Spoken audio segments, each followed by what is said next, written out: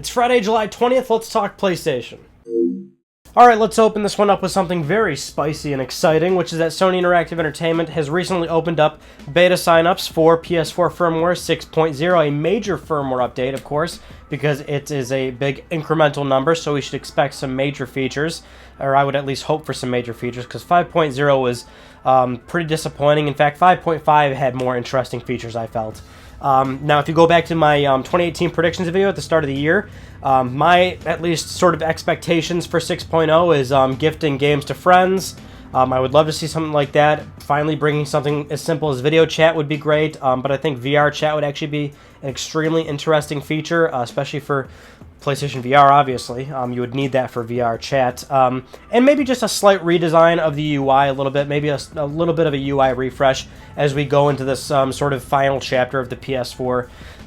You know, because it's still going to be slightly relevant for the next year to 2 years, basically. So, and one final UI refresh, I would kind of expect that. But what's interesting is that because these beta signups are now open, which, by the way, it's still open until the 27th of this month. So, by all means, if you're over 18, you got a PSN account, go ahead and try and get in there. But this basically means that we will find out what these features are like really soon. So, well after the 27th, and once, you know, people get the firmware, we'll find out what's actually in it. Moving on to some very exciting PS4 hardware announcements, because this PS4 Pro is so dope looking. But yeah, we're getting the special edition SpiderMan PS4 Pro, super red console, and what's cool is that a real life picture of this, not just the sort of PR imagery that they give out, but actually looking at this thing in person, the entire front of the system is glossy. So it's just a completely super bright, glossy, red reflective front of the Spider-Man logo. Oh, it looks good. And the controller looks great as well. The white and red just splash so well together. And this will be day and date with the game when it comes out September 7th. So if you want to get this PS4 Pro, you can pre-order it now. Retailers are opening it up. But yeah, absolutely. You can get this day and date, and of course it's going to come with the game. So if you're interested, by all means, definitely go ahead and do that. Now, moving on to a slight PS4 revision.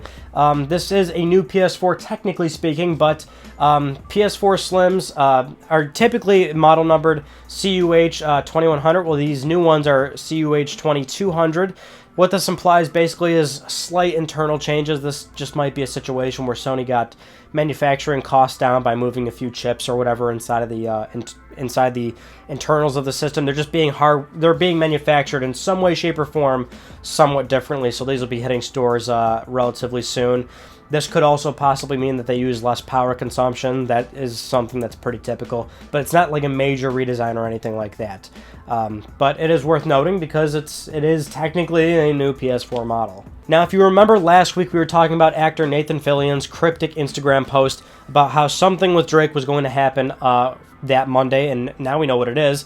Please tell me you've seen this. It's a very cool fan-made Uncharted movie, a small little movie. It's like 15 minutes basically. You see a Nathan Fillion playing as Nathan Drake, and it's live action, and it's honestly, I thought it was really cool. I'm not gonna lie, parts of it I was just kind of looking at it going, oh, this is a little, I don't know, corny or cringy, but at the same time, like, that's what Nathan Drake is. Like that, they for the most part got everything pretty well. And the director of this little short has already said that he's been contacted by a number of different people with power, more or less. Power implying that they've got the money and the means of whoever they're representing to possibly make this go a little bit further, whether that be a mini-series or possibly even expediting this movie that's been in limbo for how long. But that is what it was, and it honestly it was really cool, and it's good that we finally get a little slice of what it could be, which is that, oh, this could totally work, right? This could totally be a series. This could totally be something you'd see on Netflix, Hulu, or yeah, a big budget movie. Like, it's just like the perfect sort of corny action movie that, like, that's the thing. We look at all these video games and we think, video game movies suck, but like this one, they could translate. It really could. Because that's what Uncharted always was a corny movie turned into a long-form video game. And it's great, and I think it could go back to that movie form. Alright, let's talk a little bit about Sony's devs, because they are hiring a lot of staff and they're starting a lot of new games. So, Days Gone developer Sony Bend recently, there's been some job listings for them, and the job listings actually entail a new IP with the company, and of course, or with the studio. And that's funny because, well, they didn't even release Days Gone yet. Days Gone, of course, still slated for February 22nd, 2019. So yeah, they're wrapping up on the project for sure, and certainly they could have a number of staff, a very small portion of crew starting up pre-production of whatever their next game is. But what's interesting is that this is a new IP, and the job listing also specifically states that they're looking for somebody with art design, and the apparently the art and color palette is very important to whatever this new IP is. Now, if it's a big budget game, or maybe it's more of a smaller scale title or something, certainly, because you got to look at Sony Bend's history. For the longest time, they had done smaller scale games on Sony's handhelds.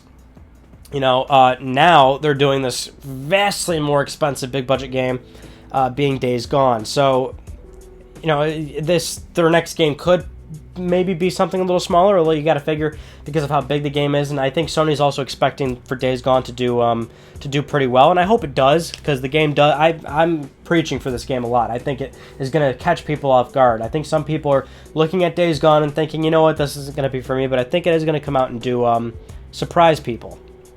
It's going to do much better than I think people are giving it credit for, and I hope I'm right. I don't want people to lose their jobs or anything, or the game comes out and does poor. But yeah, they're starting up a new game, and that's good because we're not entirely sure the scope of this studio, but the fact that they're already starting up something new implies that Sony's got big plans for them. Now, Sony's Guerrilla Games is also onto some very exciting things, which is that they're moving into a new building in Amsterdam, a huge office space, 5 floors, capable of holding 400 staff members, and currently they're at about 250. So they've got a lot of openings. They're looking for a lot of new people, and Guerrilla Games, Herman Hulse had said that the company's grown so much over the years, but the reason for this big expansion, a multitude of reasons, most notably being that Herman had mentioned how for their latest game, Horizon Zero Dawn, it took them about 6.5 years to make, which is, it's a long amount of time, although it's not, it's maybe slightly above average for recent games nowadays that are on that kind of scale when it comes to multi-million-dollar budgets.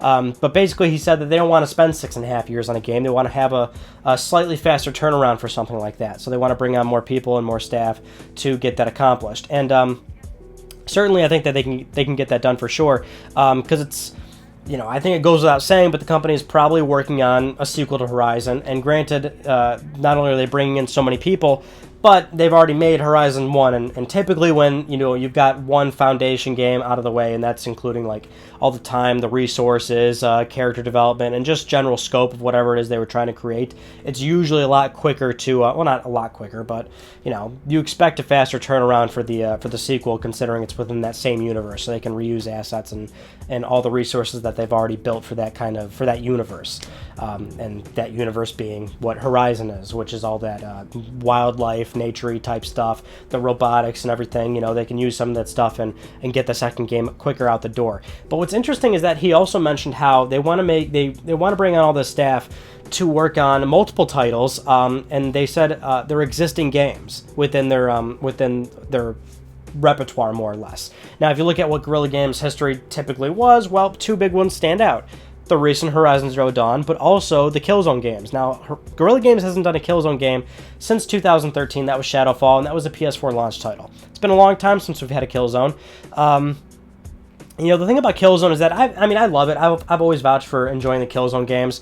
And that's the thing. A lot of people do enjoy the Killzone games, but these are people that have played the Killzone games. And I think it's fair to say that within the gaming landscape, for the people that possibly didn't play Killzone or maybe didn't care much for Killzone, it was always seen as kind of a B game, or like a 7 out of 10 kind of game. For a lot of people that didn't play Killzone, that's kind of how they always saw it. And that's what was exciting about Horizon, is that this was a game that could finally demonstrate what the studio was capable of, and that they could do something extremely well, right? And it could be something out of their comfort zone, because they've been known for first-person shooters. So they stepped out entirely out of their comfort zone, out of the box, to do something totally different, and they knocked it out of the park. And I'm sure Sony was very happy with that, and that's why they are more than likely working on a second Horizon. But if they're working on another game, which is not out of the realms of impossibility, now that they've got so many people, and they've got this new building, and they've got all this space now, yeah, certainly they've probably got a sizable team starting up a second project. Now, what is that going to be? Well, again, if you do the math here, it looks like it might be another Killzone game. There's nothing wrong with that, but what's the angle I'm trying to get at here is that because Horizon did so well, and it was something so different from what they were used to, I actually, as a Killzone fan myself, I don't think I'd want another Killzone. I would want to see them do another genre. You know, I would want to see them do something a little different. These people have finally stepped up and have shown just how good they can do, you know, whatever it is that they set their minds to in terms of whatever the project may be, you know. I'm alright with them moving on from say, another Killzone game. I'm alright with them not doing a shooter. And I'm alright with them doing Horizon as their RPG. I would like to see them do something entirely different. And what that will be remains to be seen. We won't actually see either of their announced games probably within the next 2-3 years. Because these are probably going to be PS5 projects. You gotta figure. These aren't going to be PS4 games. No way in hell. Especially how long it takes them to make these things. So, the next time we actually see Guerrilla Games projects and their actual announced games, they will be PlayStation 5 games. That's what's going to excite people more than anything else, because these two projects that are more than likely going to end up being PS5 games in 3-4 years from now, these are going to be the reasons that people are going to buy a PlayStation 5, or a reason to look forward to the announcement and the arrival of PS5. Those are some of the news stories that I want to talk about with you guys from this past week. So I got no major updates for you because that PS Vita video took so long to make. I'm doing more stuff like that, but it takes so long to make. So basically I have nothing really to tell you guys about right now until these new projects that I'm doing are basically done and uploaded. So I don't want to just waste all this time telling you nothing, more or less. So we're pretty much going to end it off right here. No major updates for you. But as always, that concludes this week's episode of Let's Talk PlayStation. I'm Ryan Benecki. Thank you all so much for talking with me, and I'll see you guys next Friday.